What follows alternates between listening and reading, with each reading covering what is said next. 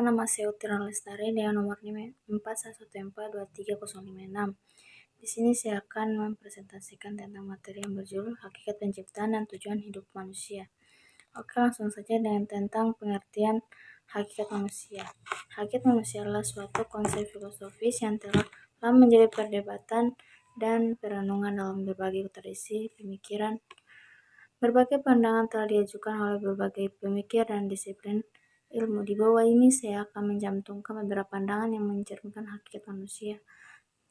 1. Hakikat rasional. Beberapa pemikir, terutama dalam tradisi filsafat, menganggap rasionalitas sebagai hakikat yang manusia yang paling mendasar. Manusia dianggap seperti makhluk yang mampu berpikir, merenung, dan memahami dunia sekitarnya secara rasional. Kemampuan untuk berpikir abstrak dan merencanakan masa depan adalah ciri khas manusia. Hakikat sosial. Pemikir seperti Jean-Jacques Rousseau berpendapat bahwa manusia adalah makhluk sosial yang artinya hakikat manusia mencakup kebutuhan akan interaksi sosial, kerjasama, dan kehidupan dalam masyarakat. Manusia dianggap tidak bisa hidup secara isolasi, tetapi bergantung pada interaksi dengan sesama. Ketiga, hakikat moral. Beberapa pandangan menganggap bahwa hakikat manusia mencakup dimensi moral. Manusia memiliki kemampuan untuk memahami perbedaan antara benar dan salah, serta memiliki tanggung jawab moral terhadap tindakan-tindakan mereka. Kemampuan untuk membuat pilihan etis dan bertindak sesuai dengan nilai-nilai moral adalah bagian dari hakikat manusia. Yang keempat yaitu hakikat spiritual. Dalam pandangan agama dan spiritual, hakikat manusia seringkali dikaitkan dengan dimensi spiritual. Manusia dianggap memiliki jiwa atau aspek spiritual melebihi dimensi fisiknya. Hakikat manusia terkait dengan hubungan dengan Tuhan atau realitas spiritual yang lebih tinggi. 5. Hakikat fisik dan biologis. Dari sudut pandang sains, hakikat manusia dapat dilihat sebagai makhluk biologis yang muncul sebagai hasil dari evaluasi yang mencakup sifat-sifat fisik dan biologis yang membedakan manusia dari spesies lain, seperti kemampuan berbicara, berjalan tegak, dan otak yang berkembang. 6. Hakikat kreatif. Beberapa pandangan menggarisbawahi aspek kreatif dari hakikat manusia. Manusia dianggap sebagai makhluk yang memiliki kemampuan untuk menciptakan, mengubah, dan mempengaruhi dunia sekitarnya.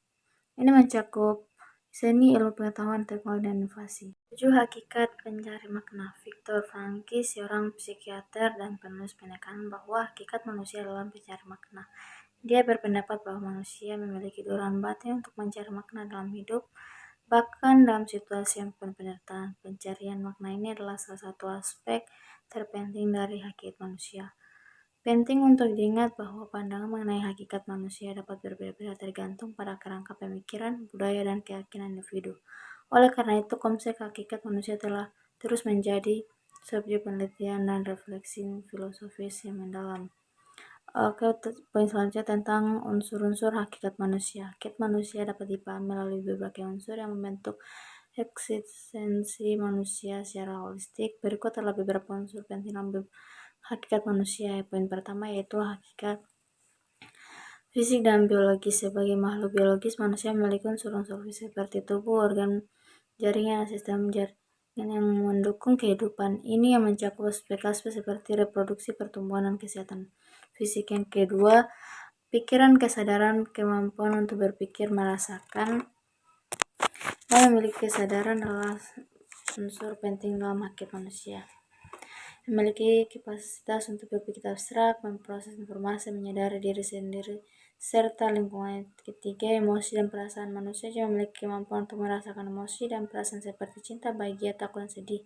Emosi ini memainkan peran penting dalam interaksi sosial dan pengambilan keputusan. Yang keempat, yaitu sosial interaksi. Hakikat manusia mencakup unsur sosial. Manusia adalah makhluk yang sosial, membutuhkan interaksi dengan sesama manusia.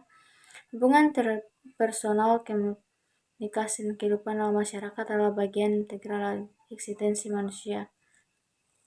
Kelima, moral dan etika. Kemampuan untuk memahami perbedaan antara benar dan salah, serta memiliki tanggung jawab moral adalah unsur hakikat manusia. Manusia memiliki kemampuan untuk membuat pilihan etis dan bertindak sesuai dengan nilai-nilai moral. Yang keenam yaitu kreativitas dan inovasi. Manusia memiliki kemampuan untuk menciptakan, berinovasi, dan mengubah dunia sekitarnya. Kemampuan ini mencakup seni, ilmu pengetahuan, teknologi, dan penemuan. Dorongan pencarian makna salah satu unsur penting dalam hakikat manusia adalah dorongan batin mencari makna dalam hidup. Manusia sering mencari jawaban atas pertanyaan tentang tujuan hidup dan makna eksistensi. Kedelapan, aspirasi dan tujuan. Manusia memiliki aspirasi, impian, dan tujuan dalam kehidupan. Tujuan ini bisa berkaitan dengan pencapaian pribadi, karir, atau kontribusi kepada masyarakat. 9. Kehendak bebas. Beberapa pandangan filsafat menyatakan bahwa manusia memiliki kehendak bebas yang berarti kemampuan untuk membuat pilihan dan tindak secara independen tanpa dipaksa oleh faktor eksternal. Spiritualitas dan keagamaan. Bagi banyak orang, unsur spiritualitas dan keagamaan juga merupakan bagian penting dari hakikat manusia. Ini mencakup kepercayaan kepada Tuhan atau realitas spiritual yang lebih tinggi, serta pencarian makna spiritual dalam kehidupan. 11. Kemampuan belajar dan adaptasi. Manusia memiliki kemampuan untuk belajar, berkembang, dan beradaptasi dengan lingkungan mereka. Ini memungkinkan manusia untuk mengatasi tantangan, memecahkan masalah, dan mengembangkan pengetahuan dan keterampilan. Ke-12, kekuatan empati dan empati. Kemampuan untuk merasakan dan memahami perasaan dan pengalaman orang lain adalah aspek penting dalam hakikat manusia. Ini memungkinkan manusia untuk merasakan empati dan bersimpati terhadap orang lain. Setiap unsur ini bekerja bersama-sama untuk membentuk hakikat manusia yang berkompleks dan bervariasi. Perpaduan unsur-unsur ini diciptakan keragaman dan pengalaman manusia dalam mempengaruhi cara individu menjalani kehidupan, menjalin hubungan, mencari makna dalam eksistensi mereka. Poin selanjutnya tentang tujuan hidup manusia. Tujuan hidup manusia adalah salah satu pertanyaan filosofis dan eksistensial yang telah mendapatkan perhatian selama berabad-abad. Konsep ini sering kali bervariasi tergantung pada pandangan individu, budaya, agama, dan kerangka pemikiran. Berikut adalah beberapa pemahaman umum tentang tujuan hidup manusia. Yang pertama, pencarian makna. Salah satu pandangan yang umum adalah bahwa tujuan hidup manusia adalah untuk mencari makna dalam eksistensinya. Ini dapat mencakup pencarian makna dalam hubungan, pekerjaan, pengalaman, dan spiritualitas. Viktor Frankl, seorang psikolog, mengembangkan bahwa konsep logoterapi yang menekankan pentingnya mencari makna sebagai tujuan hidup. Yang kedua, kepuasan pribadi dan kebahagiaan. Beberapa orang memiliki tujuan hidup sebagai pencapaian kepuasan pribadi dan kebahagiaan. Ini dapat mencakup pencapaian pribadi, pemenuhan ambisi, atau pengejaran hobi dan minat yang berkebahagiaan. Yang ketiga, pertumbuhan pribadi. Tujuan hidup juga dapat dilihat sebagai pencarian pertumbuhan pribadi dan perkembangan diri. Ini melibatkan beberapa pemahaman diri yang lebih dalam mempelajari pembelajaran dan peningkatan dalam berbagai aspek kehidupan.